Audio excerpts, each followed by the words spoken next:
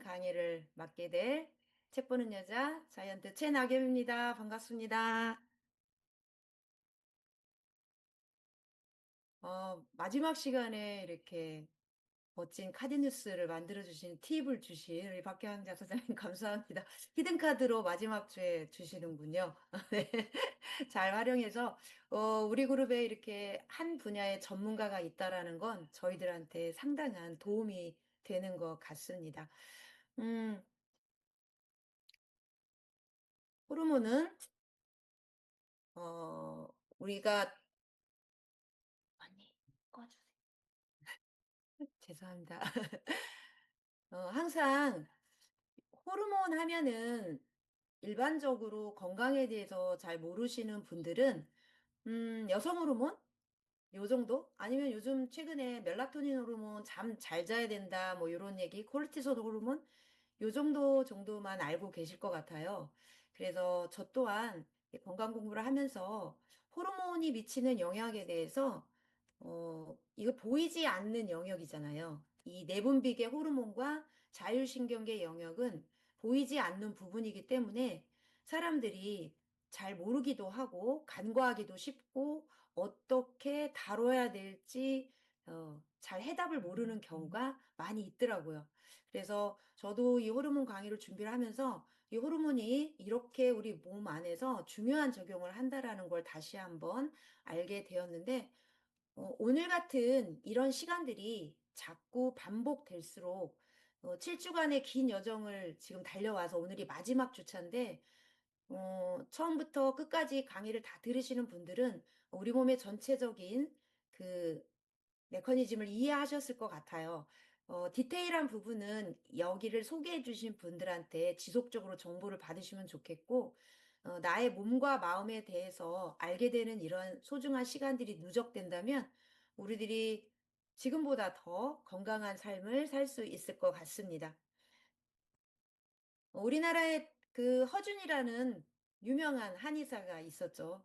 근데 중국에는 화타하고 편작이 가장 유명한 의사였는데 어느 날 왕이 편작을 부릅니다. 당신이 생각하는 가장 훌륭한 의사가 누구냐라고 물어보는데 화타가 편작이 이런 말을 합니다. 저는 당뇨병이 있어서 합병증이 나면 그걸 고치는 의사인데 저희 둘째 형님은 당뇨병에 합병증이 생기지 않게 하는 의사이고 저희 큰형님은 당뇨병이 아예 오지도 않게 하는 의사입니다. 그런데 사람들은 큰형님의 존재를 모르고 고마워하지 않습니다.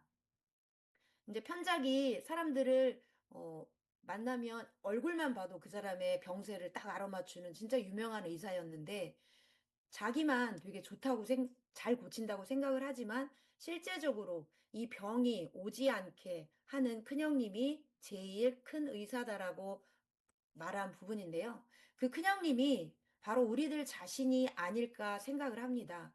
병이 나서 내가 의사한테 가서 제가 이렇게 이렇게 아파요. 제 병을 고쳐주세요. 라고 이야기하지만 사실은 내가 예방의학을 해서 병이 나지 않게 하는 것이 근본적인 우리가 몸 관리를 하는 기본 원리라고 생각을 하는데 여기 계신 분들은 그런 명환자가 되기 위해서 여기 오셨다고 생각을 하거든요. 근데 병이 난 후에 어떤 의사가 내 병을 고쳐줄지 이거를 찾아다니지 말고 내 스스로 내 몸에 대해서 내 마음에 대해서 알고 나의 흐름을 아는 명환자가 되어라라는 말 시작으로 호르몬 시작해 보겠습니다. 아, 너무 맛있겠다. 그쵸? 어, 왜 밤마다 이렇게 야식이 땡기는 것일까요? 머리로는 먹으면 안 되는데라는 걸 아는데 입에서는 계속 이 야식이 땡겨갖고 맛있게 먹고 나면 그 다음날 너무너무 피곤합니다.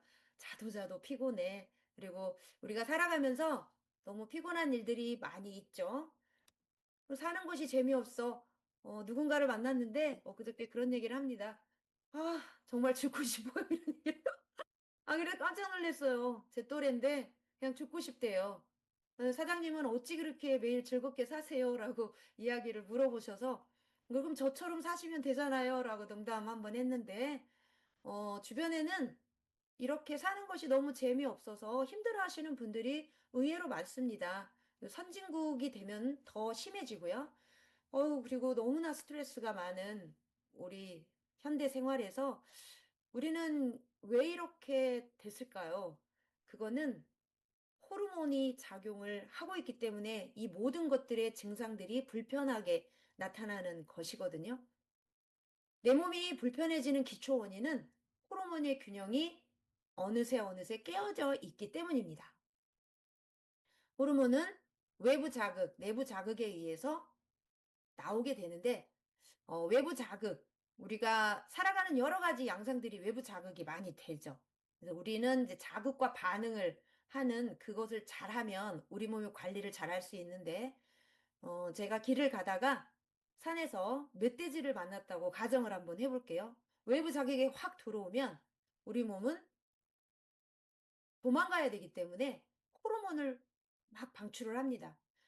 그래서 어떤 호르몬이 방출이 되냐면 콜티솔 호르몬이 방출이 돼요. 왜냐면 나의 모든 근육을 긴장시키고 아드레날린과 콜티솔이 함께 나오면서 빨리 도망갈 준비를 시켜줘요. 왜냐면 우리 주인님이 죽으면 안 되기 때문에. 그래서 콜티솔 호르몬 아드레날린 발달을 해서 반응이 나오게 되는데 이제 멧돼지가 나를 공격하지 않고 갔어요. 그러면 우리 몸은 어떻게 됐냐면, 이제 위험하지 않은 상황이 됐기 때문에 다시, 뇌 쪽에 가서, 이제 괜찮으니까 그만 분비해.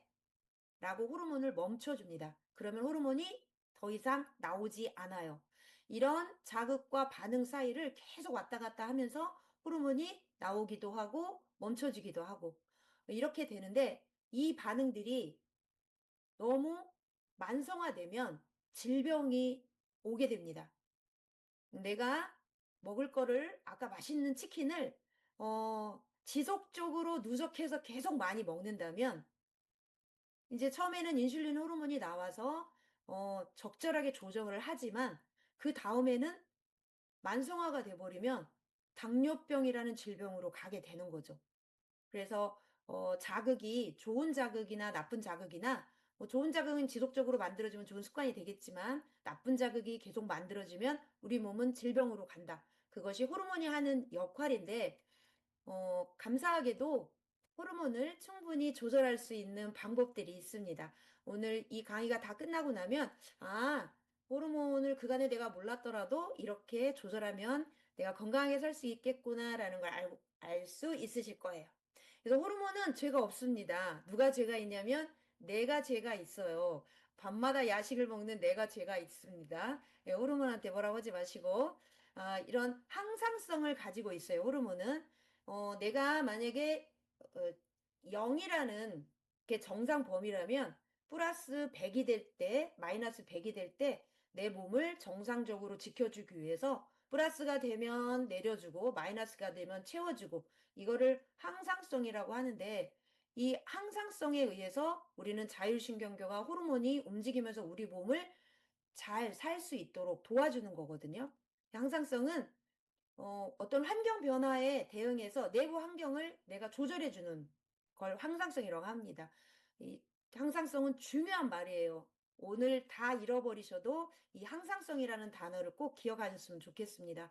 무엇을 조절을 해주냐면 체온을 조절을 해줘요. 내가 막 추운 환경에서 있을 때 갑상선 호르몬에서 티록시닌을 분비를 해서 체온을 조절을 해주고 수분량을 조절해서 내가 탈수가 일어나지 않게 조절도 해주고 혈당도 인슐린이 막 막아줘서 또 조절해주고 이런 것들을 일정하게 내 몸이 유지될 수 있도록 호르몬이 조절해주는데 자율신경계와 호르몬이 같이 조절을 합니다. 자율신경계는 편안한 신경, 긴장하는 신경 두 가지가 있죠. 부교감, 교감이 있는데 이것들과 함께 눈에 보이지는 않지만 엄청나게 내 몸 안에서 열일을 하고 있는 게 고마운 호르몬입니다. 호르몬은 그래서 내 몸의 변화를 딱 알아차려버려요. 그래서 그 변화에 딱 대응해서 정상 상태로 얼른 복귀를 시켜주는 역할을 하게 됩니다. 호르몬은 나를 나답게 하는 거예요. 여러분들 요즘 갱년기 증상 많이 겪으신 분도 계시고 아직도 진행 중에 안 겪으신 분도 계시지만 가끔씩 아, 이거 나 아닌데? 이럴 때 있죠. 이거, 나 이렇게 성격이 이렇게 까칠하지 않은데? 이렇게 까칠하게 됐지? 내 뱃살이 왜 이렇게 늘어나게 됐지? 나 옛날에 이러지 않았는데? 이렇게, 내가 나답지 않은 때가 있단 말이에요. 근데 그것이 다 기저에는 호르몬이 작용을 하고 있기 때문에 그렇고, 우리 몸에 오케스트라가 연주가 되는데 지휘자 역할을 호르몬이 하고 있어요. 그러니까 호르몬이 다 나를 관리하고 있다고 해도 과언이 아닐 만큼 우리 몸을 다 조절하고 있는 건데 내가 만약에 어떤 문제가 생겼을 때 센서를 딱 등을 켜줍니다. 내 마음이 막 불안정하고 우울하고 그러면 센서 등을 딱 켜줘요. 누구야? 너 왜 요즘에 이렇게 힘들어? 라고 센서를 켜주지만 나는 이건 나 때문에 내 자신의 문제 때문에 막 이렇게 됐을 거야. 막 이렇게 자책하고 더 깊은 수렁으로 들어가게 되죠. 그러니까 우리 몸은 계속 신호를 주거든요. 누구야, 그만 고민하고, 그만 나와, 그만 먹어, 그만 자, 아니, 그만 앉아, 더 자, 이렇게 하는데 그 센서를 되게 우리가 무시하고 사는 것이 사실이죠. 그래서 이 센서를 잘 알아차리는 것이 중요한데요. 그래서, 고로록 80이 그 장수한다라는 말이 뭐냐면 몸이 약한 사람들은 센서가 많이 발달이 돼 있어요. 약하기 때문에. 그래서 신호를 주는 거를 잘 받아들여요. 캐치를 해요. 나 배가 아파. 그럼 내가 어떻게 오늘 뭘 잘못 먹었나? 아니면 스트레스를 받았나? 해서 얼른 뭐 또 챙겨 먹고 쉬어주기도 하고 이런단 말이에요. 그런데 그렇지 않은 센서티브하지 않은 분들의 신경계가 그렇게 타고나는 건데요. 그런 분들은 장점은 되게 무던한 반면 이 센서를 인식을 잘 못해요. 몸이 주는 신호를 받아들이지를 못해서 인식을 못하니까 큰 병이 잘 나요. 그래서 몸이 약한 것도 감사한 거고요.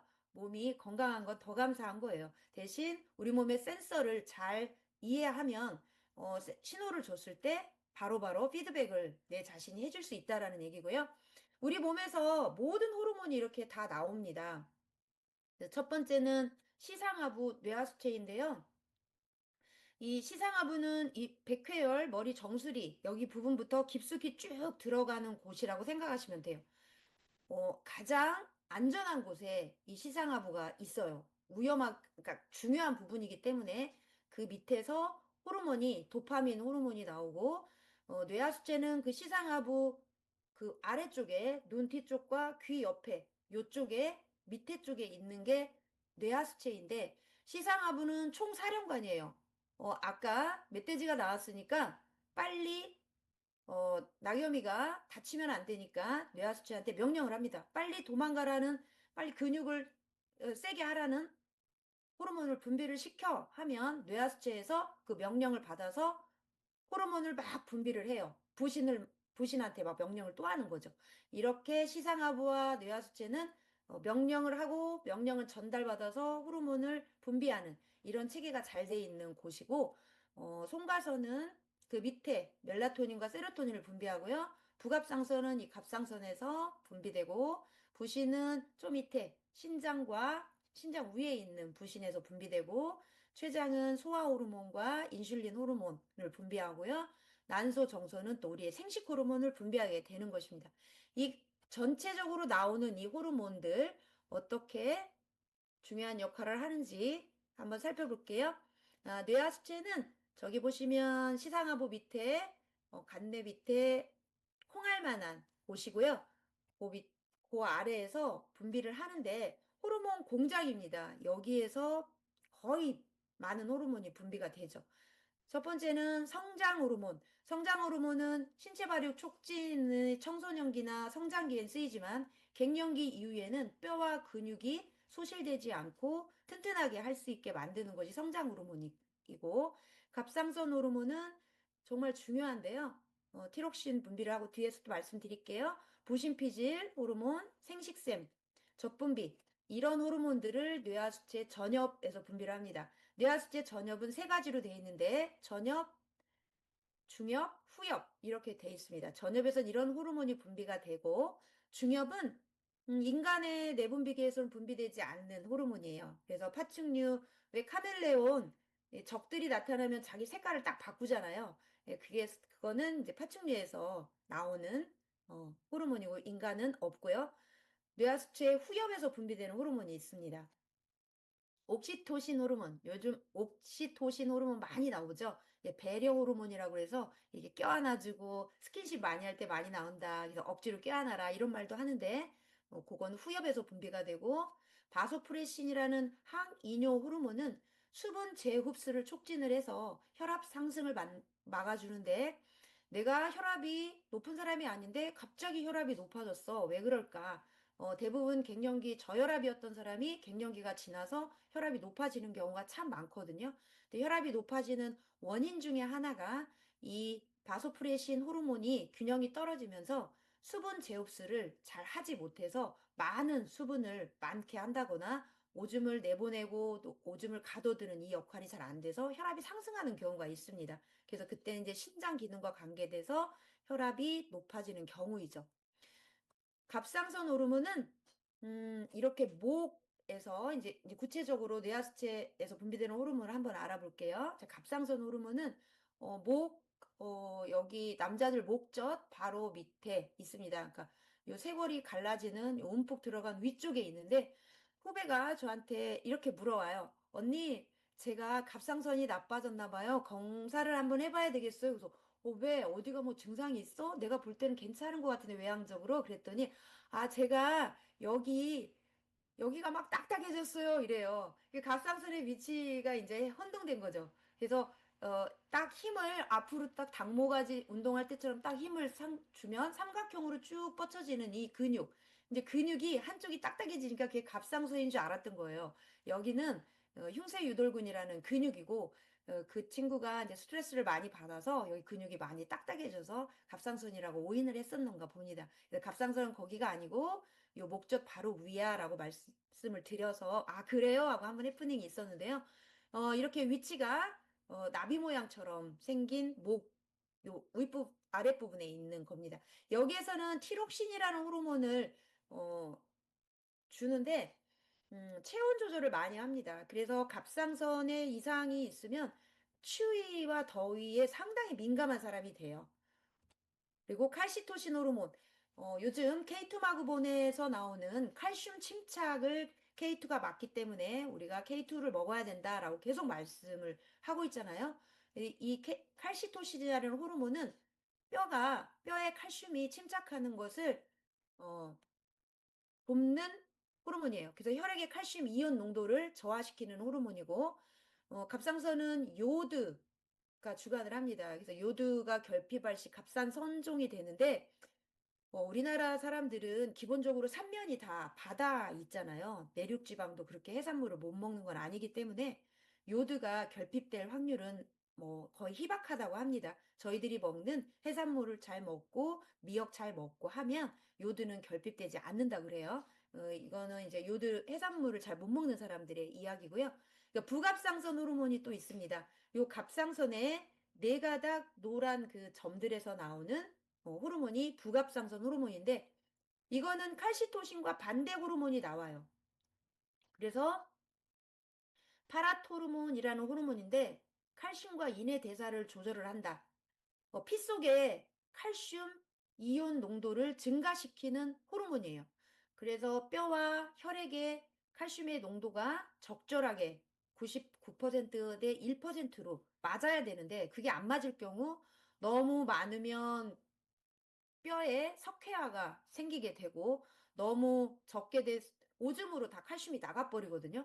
적게 되면 또 칼슘이 부족해서 생기는 이런 증상들이 있습니다. 신경이 상당히 과민해지고 근육이 자꾸 경련이 일어나게 돼요. 그래서 파라토르몬과 칼시토신 호르몬이 그 역할을 잘 못하게 되면 갑상선 저하나 항진증이 생기게 되는데 양자 분석을 해보다 보면 칼슘을 많이 챙겨 먹는다고 하기도 하는데 나는 왜 칼슘이 늘 빨간색으로 나와? 라고 하는 분이 있어요. 네, 갑상선 결절이 있다던가 스트레스를 많이 좀 느껴지는 성격이어서 내 몸에 있는 칼슘을 다 오줌으로 배설을 할 경우 그렇게 빨간색으로 나오게 되거든요. 그때는 칼슘을 드시면서 이 갑상선 호르몬 관리도 하셔야 되는데 정서적으로는 스트레스를 제어하는 것이 가장 좀 정서적인 측면이 많습니다. 그래서 스트레스를 제어하게 되면 갑상선 기능이 많이 좀 나빠지진 않습니다.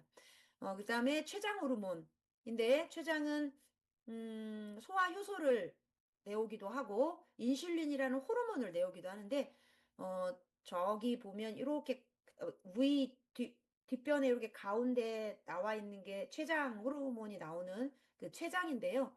여기 파란색 부분, 이 파란색 부분은 랑게르 한스 섬이라 그래서 랑게르 한스라는 사람이 이 발견을 했다 그래서 랑게르 한스 섬인데 여기에서 나와요. 파란 부분에서.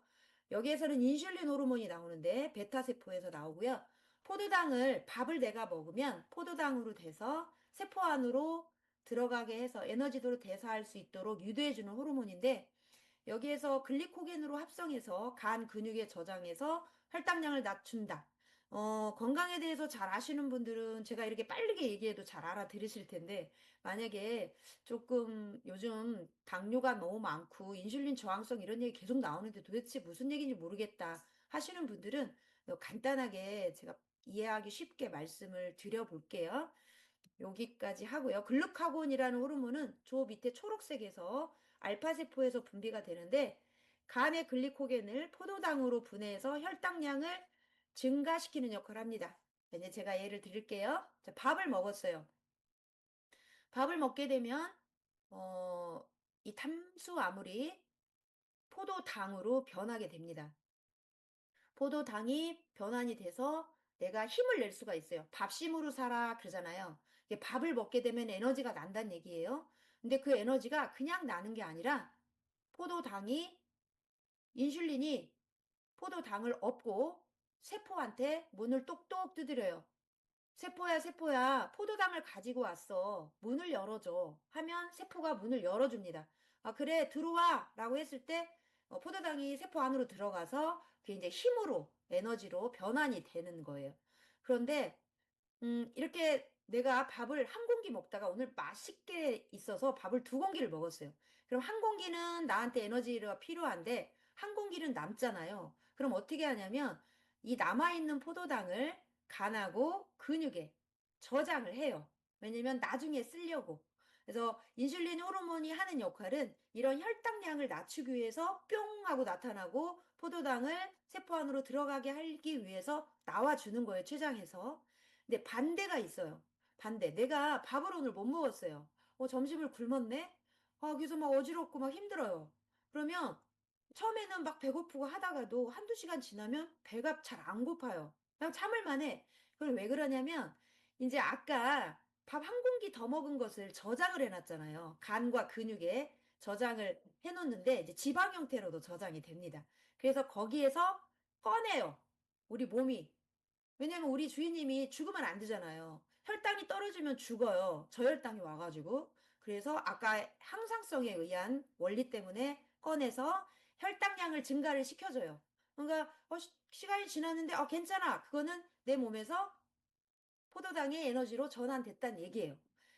이렇게 해야 정상인데 그것이 인슐린 저항성이라는 얘기는 뭐냐면 이 세포가 호르몬의 신호에 반응을 하지 않는 거예요.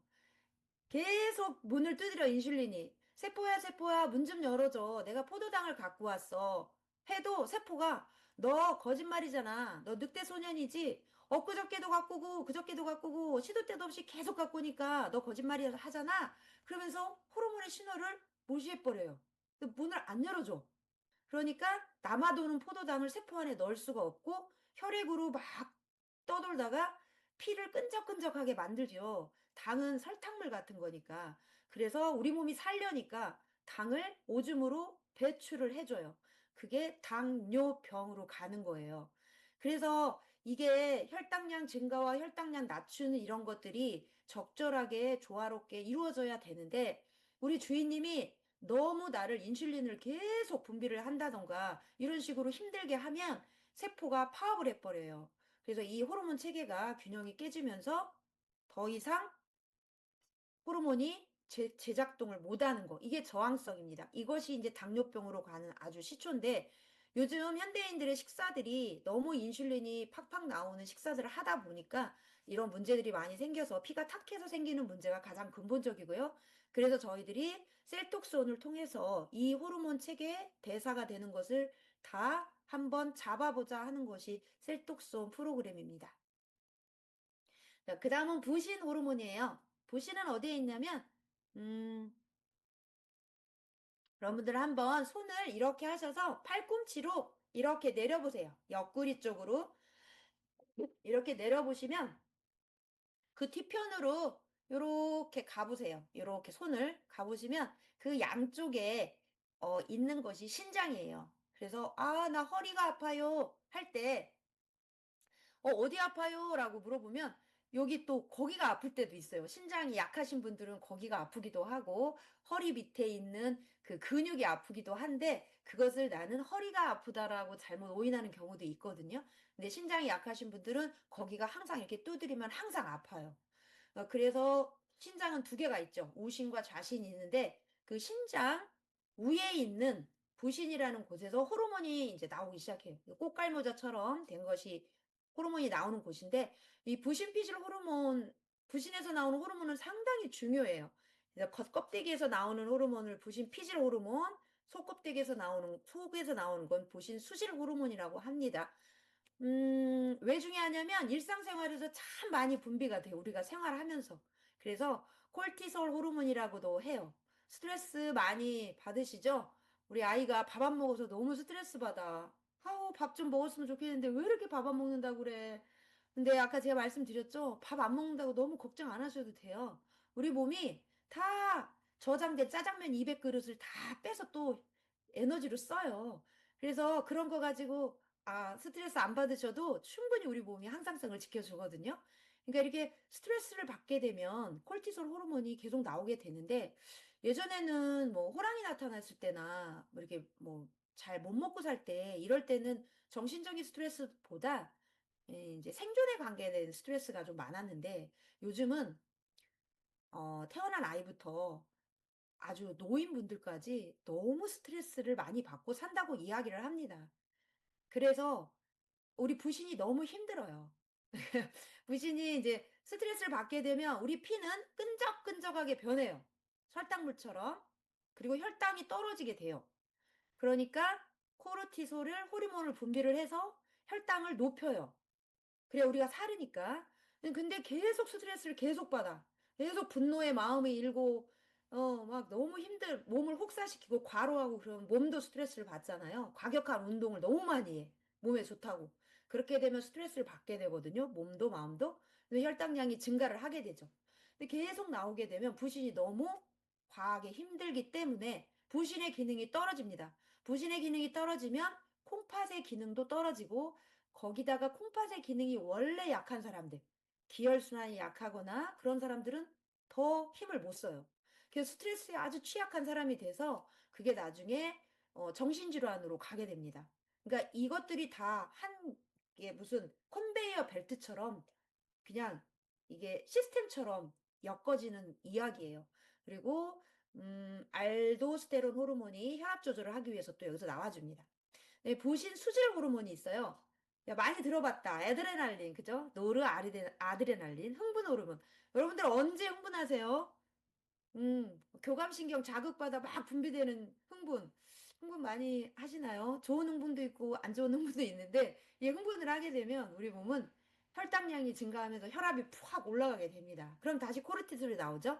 혈압이 떨어뜨리려고 이렇게 계속 나오게 되는데 이런 정서적인 불안정이 부신의 기능을 저하시켜서 통증을 유발하게 됩니다. 그래서 부신 피질 호르몬들이 잘 이게 균형이 떨어지게 되면 손목이나 발목이나 이런 통증 유발을 시키는데 천장관절 같은 그러니까 그 천골, 엉덩이뼈, 넓적한 뼈 있잖아요. 거기하고 이 그 고관절 골반 그러니까 골반 뼈를 이어주는 그 관절이 있는데 그 뒷부분에 있는 게 천장관절이라는 곳이 있어요. 거기에 미세한 통증이 느껴지는 경우가 있거든요. 이게 그런 것들이 다 이게 호르몬이 떨어졌을 때도 나올 수 있다는 거예요. 근데 나는 내가 뭐 운동을 과격하게 했나라고만 생각해서 관절 부분이 이상 있다고 생각하지만 이 관절의 통증들도 다 이렇게 호르몬과 관계돼 있다라는 거죠. 그래서 심장 기능과 혈압 기능을 망가뜨리는 것까지 이제 스트레스와 흥분은 아주 악영향을 끼치게 됩니다. 네, 송가선 호르몬은 잠자는 호르몬이에요. 이거는 정말 요즘 많이 나오죠. 유튜브만 틀으면 계속 잠을 자는 호르몬 이야기가 나와요. 세로토닌 호르몬, 감정이나 수면, 식욕, 행복한 호르몬이에요. 근데 낮에 햇볕 받고 운동하면 이 세로토닌 호르몬이 많이 나와서 밤에 멜라토닌 호르몬으로 합성이 돼서 잘 자게 돼요. 불면증이 시달리는 거는 어쩌면 노화에 어쩔 수 없는 그런 하나의 현상인데, 그렇다고 해서 우리가 그러면 절망하냐, 잠 못 자는데 절망하냐, 그러진 않고요. 다 방법이 있습니다. 네, 세로토닌 호르몬은 장에서 90% 정도가 분비가 되고, 뇌에서 10% 정도가 분비가 되는데, 아, 그럼 내가 장 관리만 잘하면 되겠구나라고 생각하실지 모르지만, 이 나의 감정이나 이런 수면이나 이런 멜라토닌 호르몬이 잘 합성하기 위해서는 뇌에서 나오는 10% 호르몬이 잘 분비가 돼야 돼요. 장에서 뇌하고 장간축에서 그 미주신경을 통해서 영향력은 미치긴 하지만 간접적으로 영향을 미치기 때문에 뇌에서 분비되는 10%의 호르몬이 잘 나와줘야 된다. 그래서 햇볕을 잘 받아야 된다라는 얘기입니다. 네, 성장 호르몬, 이렇게 햇볕을 낮에 잘 받으면요, 밤에 깊은 잠을 잘 수가 있어요. 그러면 성장 호르몬이 나오는데, 나 성장 끝났는데, 이게 아니고, 여성 호르몬처럼 나 생리 안 하는데 아 이제 여성 호르몬 필요하지 않아 이렇게 생각하실 수가 있는데 성장 호르몬은 회복 호르몬이에요. 나를 밤사이 계속 회복해주는 이것이 잘 될 때 내가 그 다음날 원상태의 컨디션으로 생활할 수 있는 거죠. 생식소 호르몬 너무 중요합니다. 여기 정소에서 분비가 되는데 정소는 저 동그란 부분이에요. 고환이라고 하는 동그란 부분에서 남성 호르몬이 나오게 되고 그것이 나와서 정자 생성이 돼서 다시 부고환으로 가서 배출을 하는 이 역할을 하고 여자는 난소에서 나와서 나팔관 쪽으로 가서 남자의 정자와 수정을 하는 임신 과정을 거치게 되죠.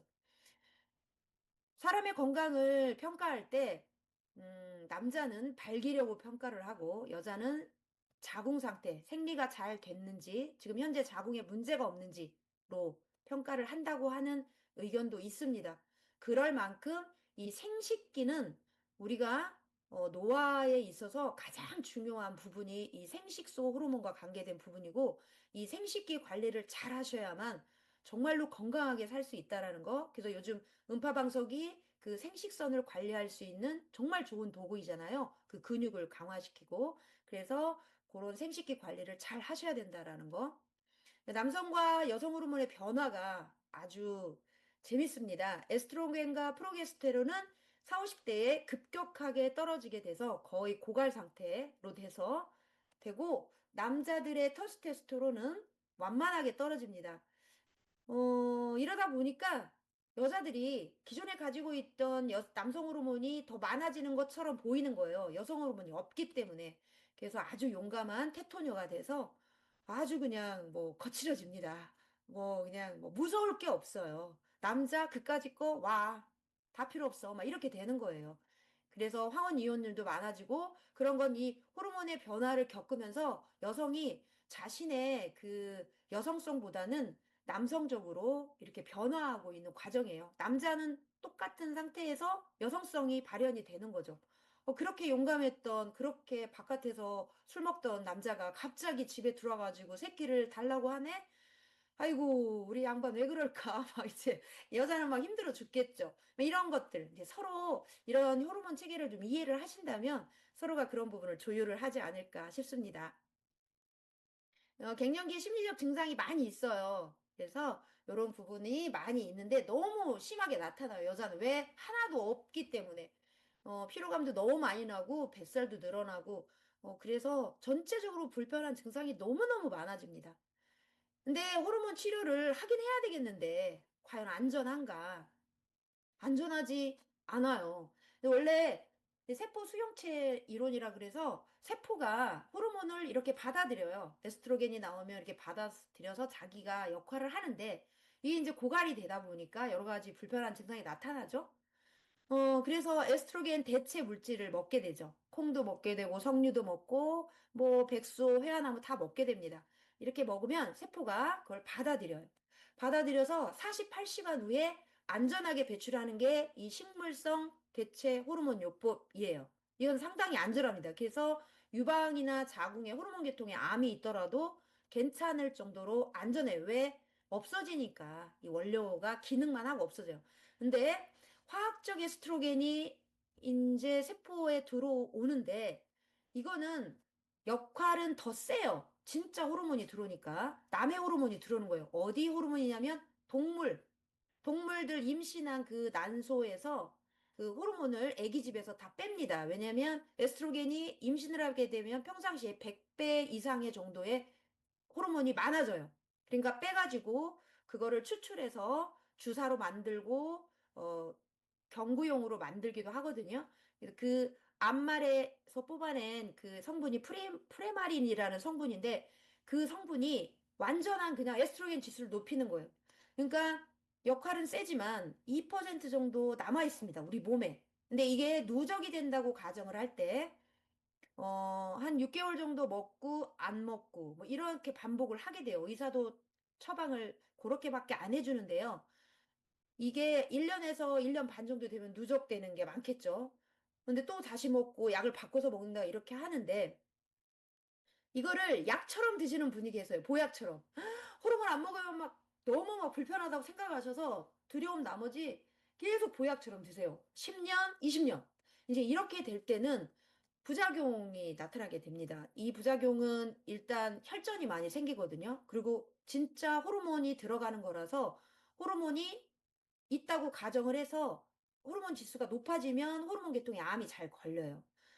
그런 발병률이 있기 때문에 우리나라에서, 그러니까 서양에서는 지금 거의 식물성 대체요법을 쓰고 있지만 우리나라에서는 아직도 이 호르몬, 화학적인 호르몬 요법을, 주사요법이라 이걸 쓰고 있는 거예요. 이런 것들을 아신다면 안전하게 드실 수 있는 걸 드셔야 맞고요.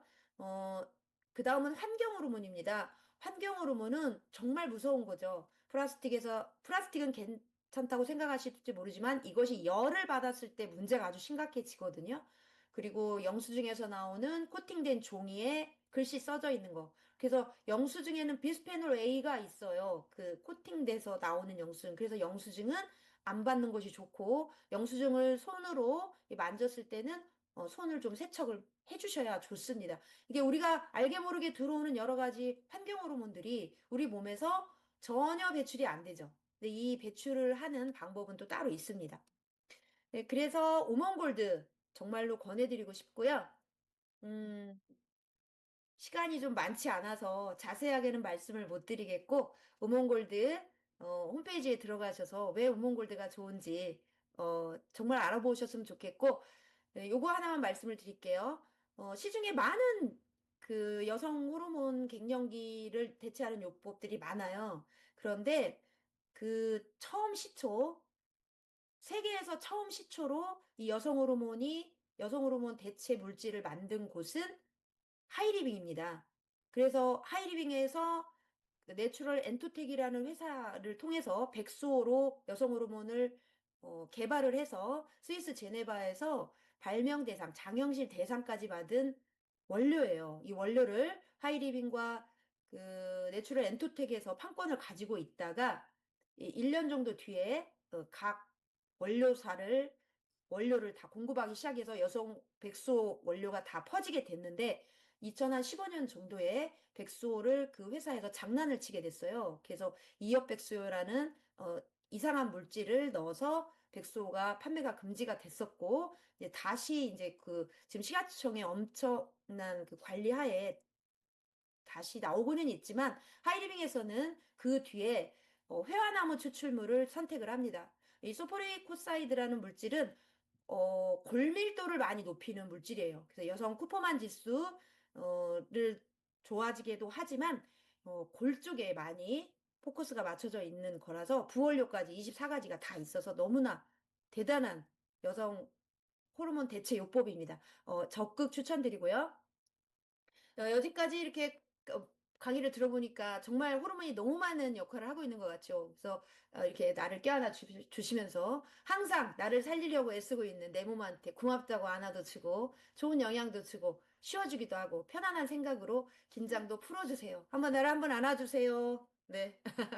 자, 그렇다면 해결책이 있어야 될 거 아니에요. 그럼 어떻게 해야 되냐? 어, 약으로만 해야 되냐? 앞으로 호르몬과 관계된 약은 더 많이 늘어날 겁니다. 아마도. 근데 우리가 약을 계속 늘리면 될까요? 좋은 자극을 줘야 됩니다. 아, 여기가 이제 핵심 부분인데 앞에서 내용이 많아서 이 핵심 부분을 빠르게 해야 됩니다. 네, 제가 빠르게 좀 지나갈게요. 몸에 좋은 자극을 줘야 돼요. 그래서 내 몸에 좋은 반응이 오기 시작하면 호르몬이 달라지는데 뭐를 해야 되냐면 첫째는 잘 먹어야 됩니다. 양질의 영양소. 두 번째 잘 배출해야 되고 세 번째 잘 자야 되고 잘 생각해야 됩니다. 이 네 가지를 통해서 우리는 호르몬을 조절할 수가 있어요. 근데 잘 먹는 거는 호르몬의 원료가 되는 걸 잘 먹어주면 돼요. 결국에는 그냥 잘 먹으면 돼요. 너무 이렇게 그, 뭐 하지 말고 그냥 잘 드세요. 그래서 지방 많이 드시고 양질의 지방, 단백질, 아연, 등푸른 생선, 해산물 이런 거 많이 드세요. 식사 때. 그리고 우리가 부족하잖아요. 그래서 종합적으로 종합 비타민을 반드시 드셔 주셔야 되고 단백질, 스피루리나 단백질 쉐이크 요거 드시고 오메가3 드시고 마그네슘 드시고 이렇게 일단 호르몬의 원료가 되는 걸 잘 드셔 주셔야 되고 두 번째는 잘 배출해 줘야 됩니다. 왜냐하면 우리가 알게 모르게 들어오는 환경 호르몬 때문에 그래요. 그리고 스테로이드제 물질이 약을 통해서도 많이 들어오고요. 일단 우리가 눈에 보이지 않는 중금속 같은 것도 우리 몸에 많이 들어오게 됩니다. 근데 우리 몸의 해독 기관은 네 가지 종류가 있어요. 장은 대변을 통해서 우리 몸을 해독을 하고 배출을 하고, 신장은 오줌을 통해서 독을 배출하고, 폐는 호흡을 통해서, 피부는 땀을 통해서 배출을 합니다. 그래서 내 장이 변비나 설사나 가스가 소화가 안 된다 하시면 얼른 이걸 캐치를 하셔서 정상 상태로 돌려주셔야 돼요. 변비는 제2의 암이라고 해도 과언이 아닐 만큼 아주 무서운 존재인데 내가 일주일 동안, 15일 동안 변을 보지 않는 것을 아주 가볍게 생각하는 경우가 있어요. 그 독가스가 다 어디로 갈까요? 다 혈액을 타고 온몸을 타고 돌아다녀서 호르몬을 숨을 쉬지 못하게 만들고 우리 세포를 다 독소로 가득 채우게 됩니다. 반드시 장은 케어를 해야 되고요. 두 번째는 소변을 항상 보세요. 소변이 탁하고 냄새나고 자주 보고 붓는다 몸이. 그러면 소변으로 독소 배출이 안 되고 있다라는 거. 그리고 폐는 기침 같은 거 나오고 계단 올라낼 때 힘들고 이러면 폐가 이제 제대로 안 된다는 거.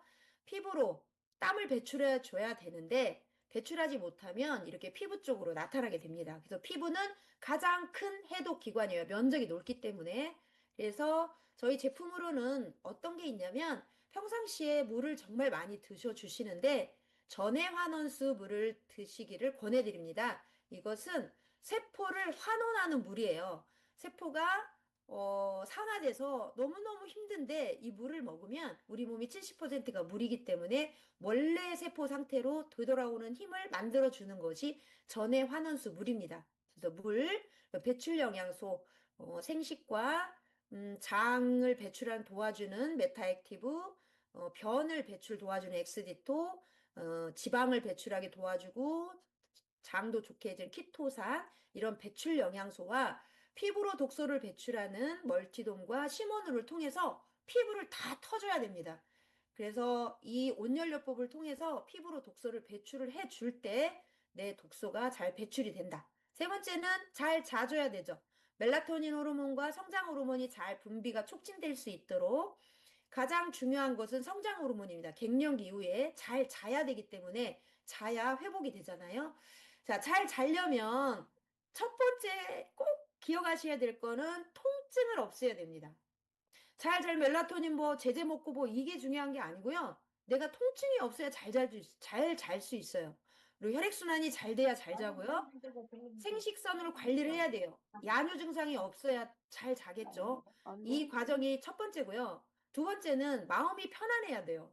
걱정과 두려움이 없어야 되는데 잘 때 엄청난 걱정을 하고 자죠. 아유, 앞으로 어떻게 살아야 돼?부터 시작해갖고 좋은 걱정은 모르겠지만 오늘 아침에 일어난 분노의 걱정을 하시며 막 분노 상태로 자게 되면 잠을 숙면을 못 차죠. 못 주무시죠? 세 번째는 햇빛 보고 유산소 운동을 하시고 근력을 운동을 하시게 되면 잘 자게 됩니다. 이 세 가지 꼭 기억하시고요.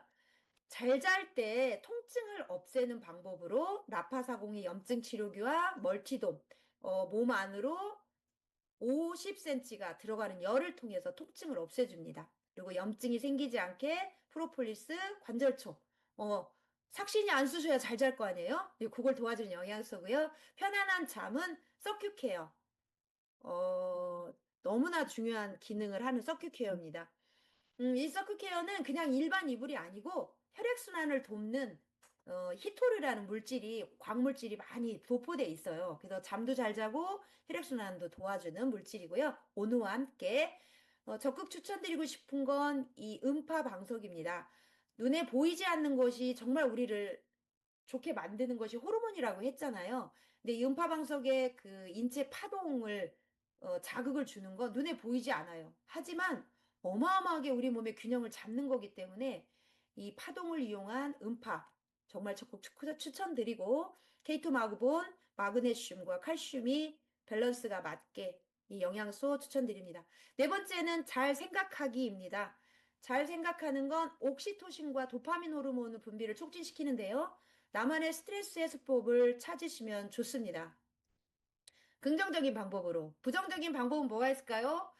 스트레스 풀려고 막 이렇게 술 많이 먹고 어디 가서 막 나쁜 거 하고 다시 악순환 되는 거 이런 건 부정적인 방법이고 스트레스 행복을 긍정적으로 푸는 방법은 나만이 갖고 있어요. 그래서 첫 번째는 외부 자극을 최소화하고 그 자극을 통제할 수 있는 마음 훈련을 하실 때 스트레스가 제어된다는 거 누구나 다 스트레스가 있습니다. 나만 있는 게 아니에요. 다 있습니다. 전 국민이 다 있어요. 지금 도움이 되는, 삶에 도움이 되는 책이나 강의를 보고 듣고 걱정 대신 희망을 가지시면 이 옥시토신과 도파민 호르몬이 많이 분비가 되고요. 이런 강의나 그리고 내가 무언가를 성취했을 때 저런 호르몬들이 막 나오거든요. 그건 나만이 느낄 수 있는 호르몬입니다. 그 호르몬이 점점 많이 나오면 그 전에 내가 힘들었던 것들이 상쇄되는 역할을 하게 되는 거죠.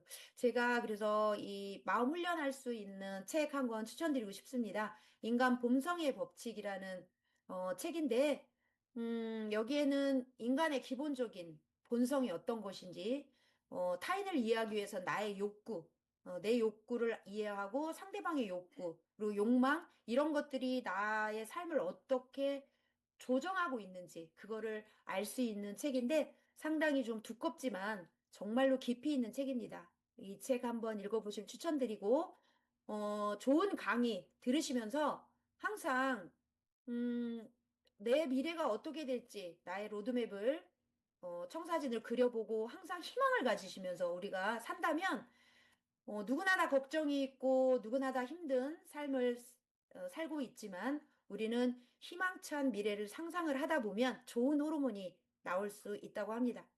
마지막으로 제가 관점 바꾸기 말씀드리겠습니다. 이렇게, 주변에서 유튜브만 틀면 정보가 쏟아져 나옵니다. 건강 지식, 어떻게 해야 돈 벌 수 있는지, 뭐, 마음 챙김하는 거, 인간관계 끊어내야 될 여러 가지 것들 너무나 많은 정보의 홍수 속에서 그러면 나는 내가 어떻게 이거를 내 삶으로 적용시킬 것인가? 그게 가장 중요하잖아요. 내가 아무리 지식을 가지고 있어도 내 삶에 적용이 안 돼서 내 삶이 변화가 없다면 그거는 그냥 지식으로만 끝나는 거죠. 저희는 지식 자랑하기에는 너무 삶의 시간이 없습니다. 그래서 이 관점을 바꾸시는데 이 건강 공부를 하는 것을 추천을 반드시 드리고 싶어요. 이런 건강 공부는 내가 한순간에 되는 것도 아니고 내 몸을, 내 마음을 이해한다라는 거는 오랜 시간을 거쳐서 해야 되는 일이기 때문에 이 건강 공부와 실천을 하시기를 추천드리고 이것은 우리 인생에 있어서 최고의 가치 투자라고 저는 생각을 합니다. 절대로 소비 영역이 아닙니다. 그러면 그런 거 사야 된다고? 그래, 그러고 바꾸라고? 뭐 영양제 먹으라고? 이렇게 생각하기 쉽지만 그거를 실천하고 계시는 분들은 정말 많이 좋아지는 거거든요. 그 건강 강의가 이론이 아닌 실천으로 들어갔을 때, 그래서 절대로 건강에 관한 것들은 소비 영역이 아니기 때문에 근육을 늘리기 위해서 혼자 의지가 없으시다면 돈을 주고 근육 PT도 받아보시고 영양제를 충분히 드셔주시고 그리고 배출하는 것도 도움을 받으셔서 하이리빙에 좋은 식품들, 용품들 너무 많거든요. 그걸 통해서 바꿔보시고 진짜 소비와 가짜 소비를 구분하는 우리들이 되셨으면 좋겠습니다. 우리가 나이를 먹으면 먹을수록 진짜 소비는 줄여야 되고, 가치 소비를 우리가 늘려야 되는데, 시간이 지나도 정말로 소비성에 시간과 돈을 쓰는 사람들이 많이 있죠. 그래서 진짜 나의 가치를 높이고 나의 건강을 증진할 수 있는 그런 곳에 돈을 쓰시는 여러분들 되셨으면 좋겠고, 오늘 경청해 주셔서 감사합니다.